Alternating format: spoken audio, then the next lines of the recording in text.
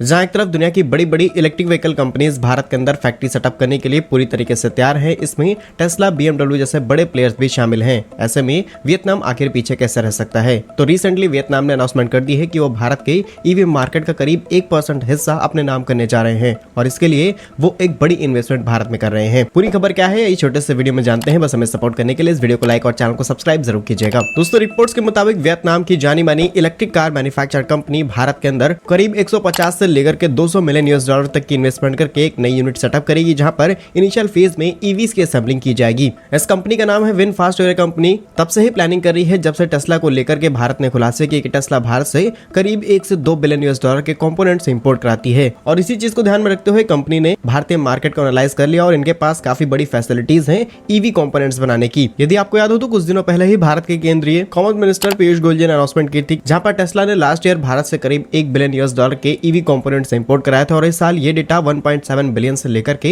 1.9 billion US तक हो जाएगा। कंपनी को यहाँ पर अपॉर्चुनिटी देखी है कि कंपनी अब इजीली भारत से इन कंपोनेंट को एक्सपोर्ट कर सकती है और सिर्फ एक्सपोर्ट्स नहीं बल्कि भारत के अंदर जो भी डोमेस्टिक प्लेयर्स हैं उनके लिए कंपोनेंट की सप्लाई बनाना अब इनके लिए बहुत ज्यादा आसान हो जाएगा। कंपनी अपनी पहली यूनिट से एक साल में करीब 50,000 इलेक्ट्रिक व्हीकल्स भी बनाएगी, जहां पर रिपोर्ट से कह रही है कि 2026 में इनकी जो नई यूनिट है वो पूरी तरीके से ऑपरेशन हो जाएगी। और सिर्फ एक देश नहीं यानी कि भारत और अमेरिका नहीं बल्कि कंपनी का टारगेट है कि करीब करीब 50 देशों के अंदर अपनी प्रेजेंस बनाई जाए और डायरेक्टली भारत से इन देशों के अंदर एक्सपोर्ट बढ़ाया जाए। वैसे तो इस कंपनी का कुछ समय पहले प्लान चाइना के अंदर जाने का था, लेकिन जिस तरीके से चाइना के अंदर नियम और कानूनों में लगातार संशोधन किए जा रहे हैं, ये भारत के लिए गोल्डन चांस है। भारत जितनी चाहे उतनी विदेशी कंपनियों को अपने अंदर घसीट सकता है। एंड ऑलरेडी कंपोनेंट्स और ईवीज के लिए भारत सरकार ने PLI स्कीम को लॉन्च कर रखा है, जिसके बेनिफिट्स कंपनियों को एक नए तरीके का मोटिवेशन देंगे काम करने के लिए। 49% के ग्रोथ रेट के साथ में बढ़ने वाला ये मार्केट 2030 तक इतना बड़ा मार्केट हो जाएगा कि एक साल में करीब 1 करोड़ यूनिट्स ईवीज बेची जाएंगी। और रफली अगर डेटा निकाला जाए तो भारत की ये इंडस्ट्री 2030 तक करीब 100 बिलियन US तक पहुंच जाएगी।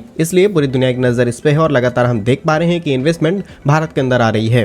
बाकी आपका इस पर क्या कहना है हमें कमेंट्स में जरूर बताइएगा। भारत कैसे ही यूजफुल इन्फॉर्मेटिव वीडियोस पाने के लिए आप हमारे YouTube चैनल को सब्सक्राइब जरूर कर लीजिए। मिलेंगे हम आपको एक नई और इंटरेस्टिंग वीडियो में, तब तक के लिए वंदे मातरम। भारत माता की जय।